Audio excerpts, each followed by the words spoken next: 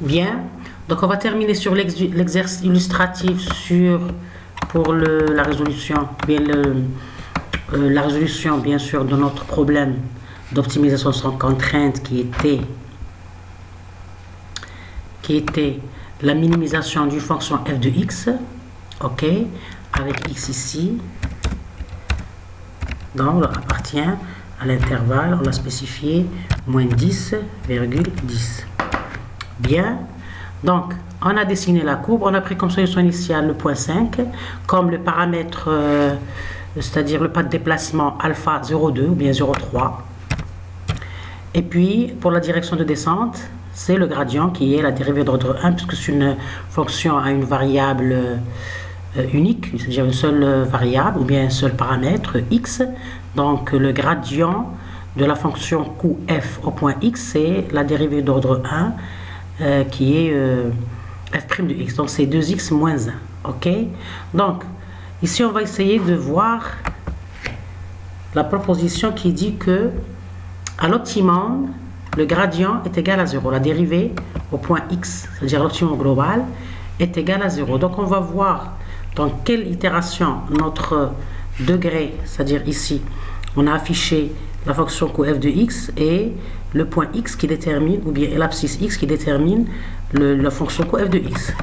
Donc vous voyez qu'on remarque ici que la fonction coût se stabilise, c'est 0,75, ok, avec les variables, les valeurs de l'abscisse x qui sont égales à 0,49 a, c'est-à-dire une certaine précision de chiffres après la virgule. Maintenant, on va afficher le gradient pour voir à quelle itération le gradient est égal à 0, parce que c'est à ce niveau-là qu'on atteint l'optimum global qui est ce point-là, le point le plus bas de la fonction f de x. Donc c'est à ce point-là. Donc on va essayer de voir ces coordonnées. Donc pour être sûr de quelle itération on a atteint, c'est-à-dire l'optimum global ou bien le minimum global, donc on va afficher le gradient. Le gradient ici, c'est la dérivée d'ordre 1, c'est f' de x. Donc le gradient, on va afficher la fonction grade f de x et on va voir la valeur de grade f de x. Donc on va exécuter avec shift entrée. Bien, vous voyez qu'il nous a affiché le gradient. Donc le gradient pour le x égale à, ici on a pris comme valeur initiale x égale à moins 10, on a changé pour voir. Donc c'est moins 8,4. On va essayer de revoir. Donc vous voyez qu'on a trouvé, c'est-à-dire c'est négatif. Avec le moins alpha, ça devient positif, avec alpha supérieur à 0. Donc ici, vous remarquez que là, ici, il y a premièrement la stabilité de la variable de la valeur coût, c'est-à-dire de la fonction coût qui est 0,75. Et vous voyez ici que le gradient ne s'est pas encore annulé. Donc il s'annule à peu près, déjà ici, c'est-à-dire c'est moins 0,4 à la puissance 10 moins 8. Donc c'est 0,0008 fois 14. Donc déjà, vous voyez que le gradient, il devient de plus en plus très petit. Donc, jusqu'à, c'est-à-dire s'annuler. Donc, il tend vers 0. C'est pour ça que on pouvait, c'est-à-dire, on va voir ici, en opération, on a fixé le K à 30. Donc, on pouvait arrêter le processus vers le K est égal à 22. Donc les itérations de 22 jusqu'à 29, c'est des itérations en plus. Donc on pouvait ici choisir le test. Le deuxième test pouvait, c'est-à-dire nous éviter des itérations en plus. A, c'est-à-dire il nous donne ce minimum global à un epsilon près, c'est-à-dire à une certaine différence très petite. Donc pour mieux être, c'est-à-dire pour éviter des itérations en plus, on pouvait choisir ce test d'arrêt qui va s'arrêter une fois que on va tester le deuxième test d'arrêt qui est c'est-à-dire la norme de nabla f de xk, c'est-à-dire du gradient de la fonction f au point x doit être inférieur ou égal à epsilon, pour ne pas dire égal à 0, parce que ici c'est une remarque très importante que je vous donne, le calcul numérique sur le computer, il reste toujours, c'est-à-dire non exact, à 100%. Parce qu'il y a toujours la troncature des chiffres réels. Pour la représentation des chiffres réels sur la machine, la représentation, elle est toujours tronquée. on ne représente pas un chiffre réel au total. C'est-à-dire, par exemple, si on a le 1 tiers qui est égal à 1 tiers qui est égal à 0,6, c'est-à-dire c'est 3 plutôt. 3 jusqu'à l'infini. Donc en mathématiques exactes, le nombre 1 tiers c'est 0, 3 jusqu'à plus l'infini. Mais pour représenter ce chiffre-là sur la machine, sur le computer, la machine elle est limitée.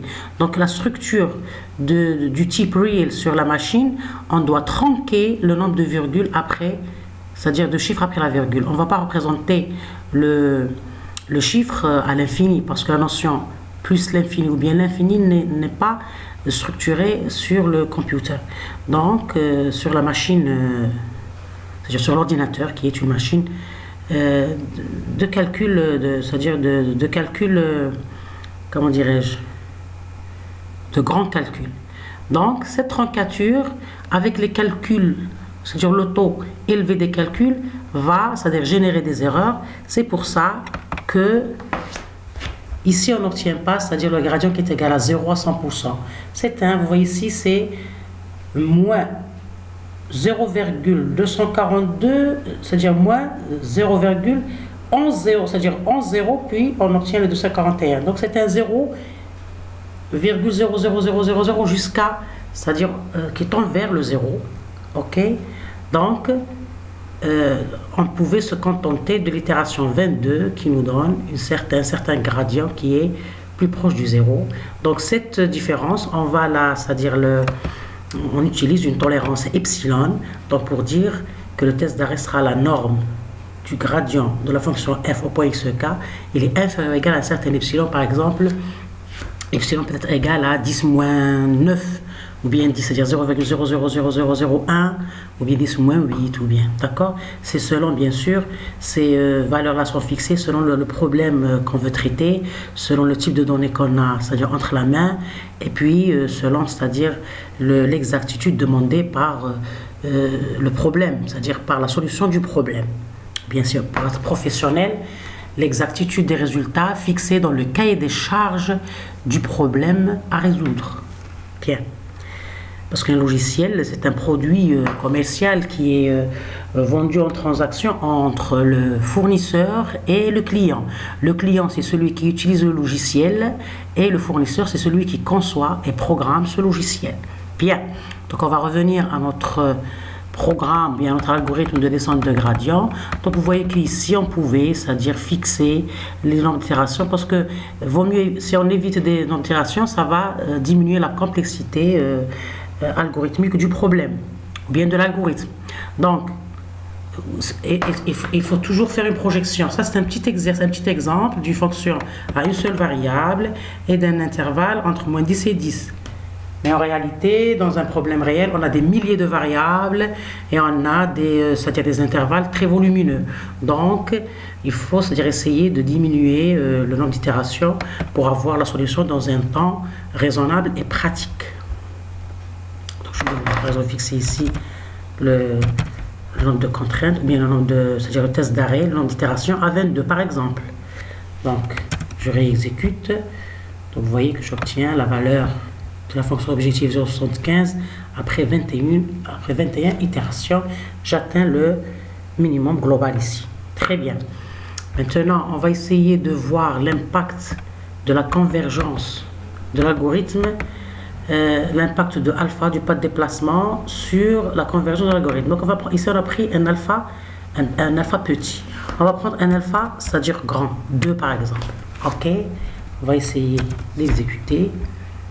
On va voir que, déjà on remarque ici, vous voyez dans le schéma, vraiment il y a une divergence ici. Donc déjà il y a un point ici, on avait un point, donc vous voyez qu'à l'oscillation, on a généré un point ici, moins 10, c'est-à-dire la valeur initiale c'est quoi? C'est combien? C'était moins 10. Ok, donc moins 10, puis il a oscillé vers le 10, puis il est revenu vers la valeur ici qui est proche de l'optimum global. Donc vous voyez qu'un alpha grand, il mène à des oscillations, c'est-à-dire vraiment, c'est-à-dire durant l'itération, on obtient des solutions qui sont très très très loin.